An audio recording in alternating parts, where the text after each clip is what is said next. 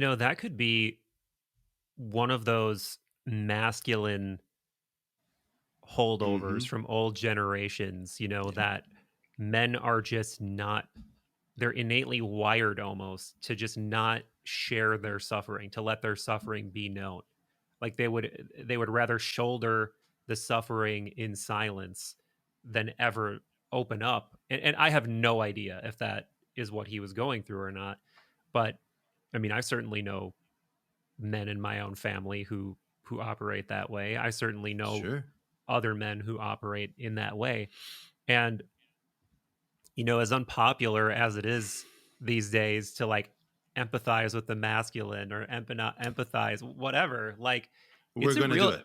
it's a real burden. It is a real burden that men are trying to balance and make sense of. Like I think by and large we're becoming much more open.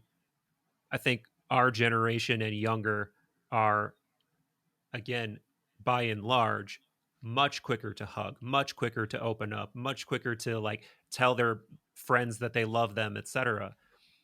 But it's still there. It's still there. And some of that's healthy too. It's weird because it's not mutually exclusive, I don't think. I think No. there's some amount of it that is healthy, that is, it contributes to drive. It contributes to grit, and like these are things you want, but then there's shadow sides. I think that's Yes. maybe the best way to put it. Can I put you on the spot for a second? Of course. When is the last time you shared with another male friend of yours your true?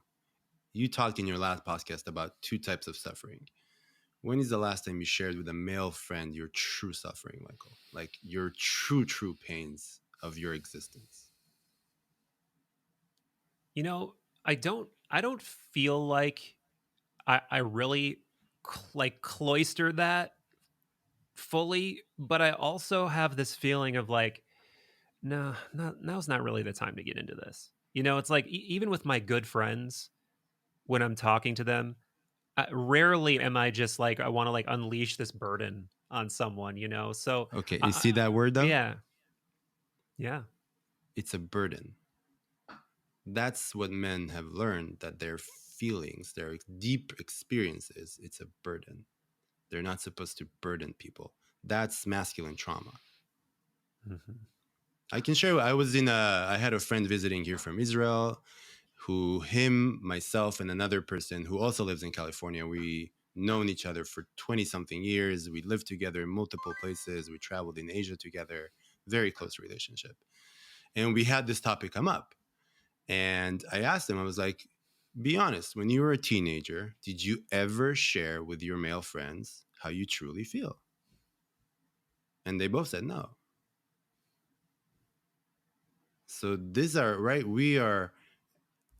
This is the phenomena or symptom of masculinity. Now, we talked about someone that this is going to get interesting for people who are listening. Let's talk about Andrew Tate, yeah, right? yeah, So yeah, here's this controversial man who erupted like a volcano into the social sphere.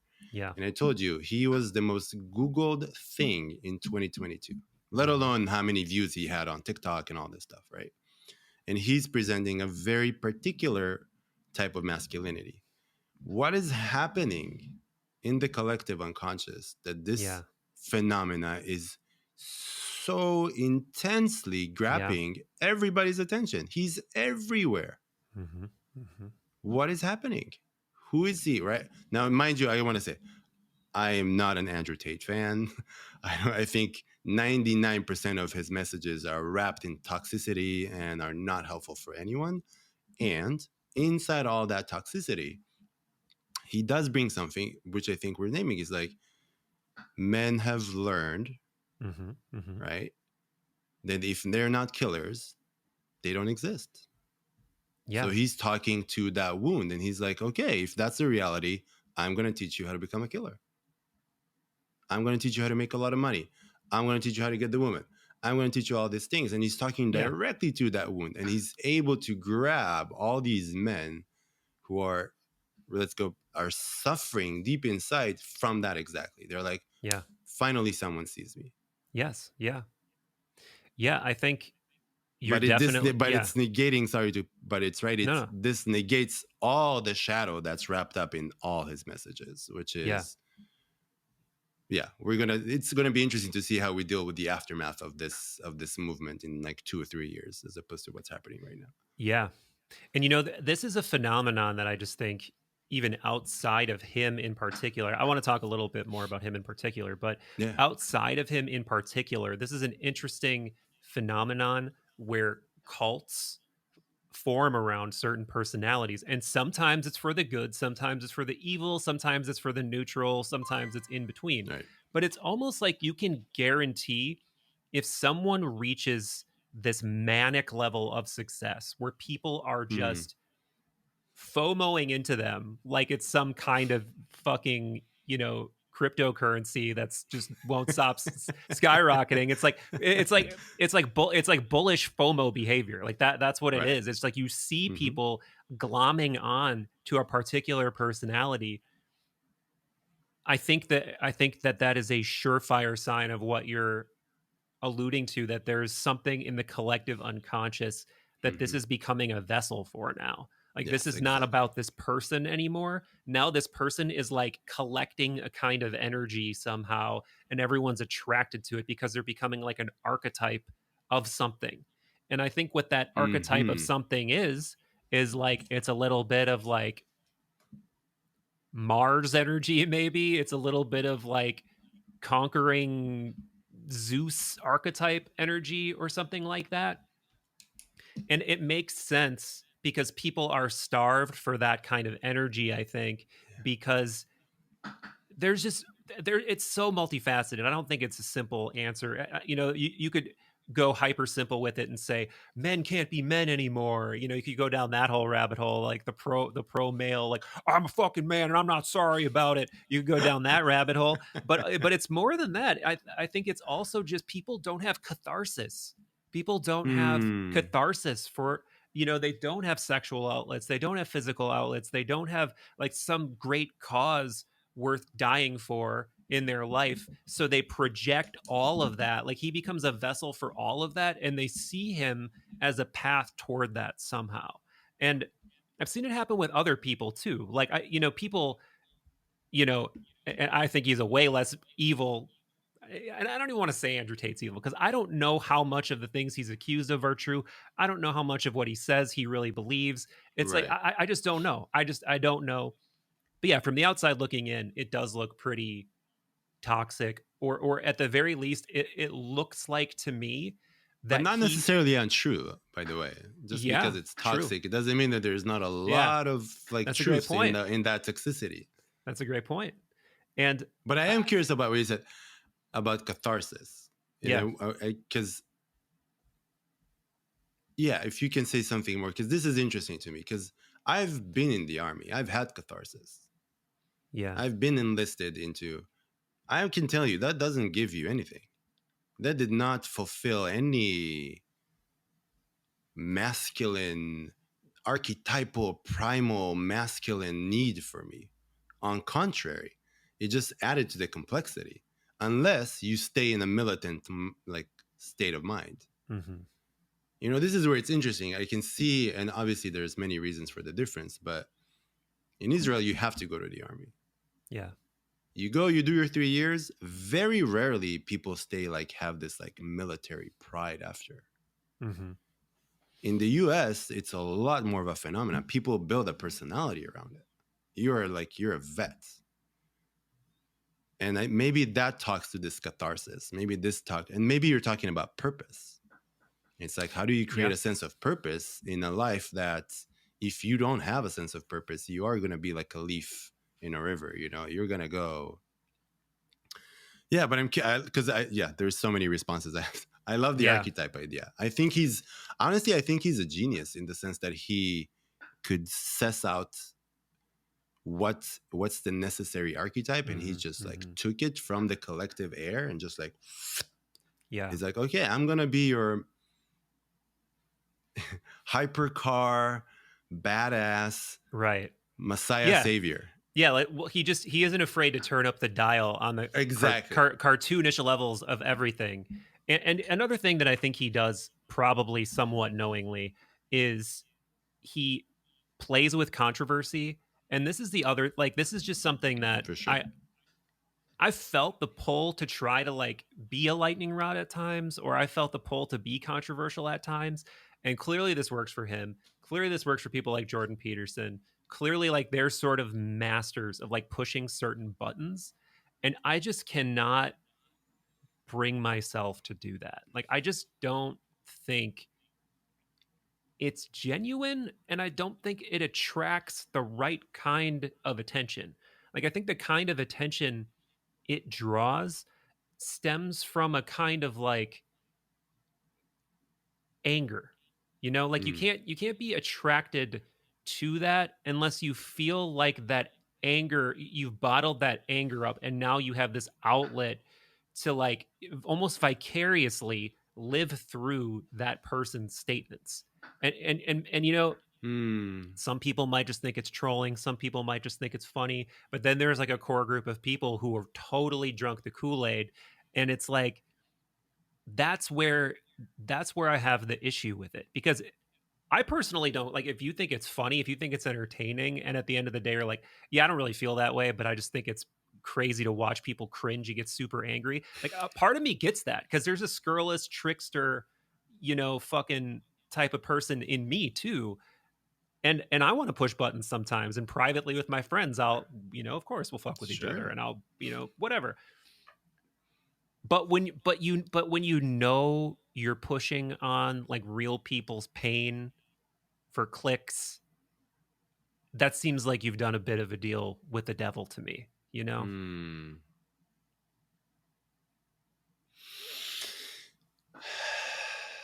I agree with you. I agree with you. But again, maybe it's just because of who I am. I'm more interested in the phenomena. Mhm. I'm as interested of the in the act and then phenomena. Yeah. First, I think that everyone, that all these people that you mentioned, Jordan Peterson, him, we can think of a few, right? Jung says that if you are going to identify with an, no one person can embody an archetype. You can Yeah. do it for sure, it spurts. But if you're going to let it like really take over, you're going to be possessed. And the Yeah. moment you're possessed, you then are dealing with totally different set of consequences, right? I mean, let's look at what, I mean, let's, if we're staying with Andrew Tate, where is he right now? Yeah, You right. choose to Yeah. take it on, there Yeah. is going to be serious consequences, right? Yeah. Because you're not just dealing with like interpersonal dynamics, you're like expanding to deal with the whole of the collective unconscious, and that's out of your control. You don't know what's going to happen, and there are forces in the world that are, right, invested in keeping things a certain way right now, or keeping things in a certain order. So you're going against that. And so that's one. Two, I'm like, yeah, but if you think about it, the phenomena, how is it that someone, just by using words, right? Yeah, so he has the Bugatti, and so many people have, you know, a lot of people have Bugattis and Right. Lamborghinis and like all this, and more money than him and more accolades than him. But what is happening that he was able to find that one nerve Yeah. that's triggering the whole world? Mhm. That's more Mhm. interesting to me, because that means something about us as a collective, right? That he's talking to, and it's not just men; it's also women. There's a lot of women who are into this philosophy. They're like, yes, I want the man who's gonna. Mhm. I Mhm. want to come back to this way of interpersonal relationship where I'm being taken care of, and this and that and blah blah blah, whatever that is, right? Or what they call today like the red pill, right? I want to join. I want to like embody the red pill movement. So what is happening? What is happening in the world that that's such a Yeah. fertile ground for all these reactions, for all these? And that's a great, I think it has to do with what you said last on your last podcast. You know, there's, let's go back to soul. I love this idea that there's two types of suffering. There is what Freud called neurotic suffering, which is the suffering where you just keep repeating the same thing. You're like, oh, I'm so miserable. Look at this thing is happening for me. Nothing is changing. Oh, I'm so miserable. Keep, right? And then there is authentic suffering. And authentic suffering, as I understand it, comes back to what you're saying, which is you have to deal with your soul. Yeah. Yeah. If you're a millionaire and you are unhappy when you go to bed at night, you have to deal with that.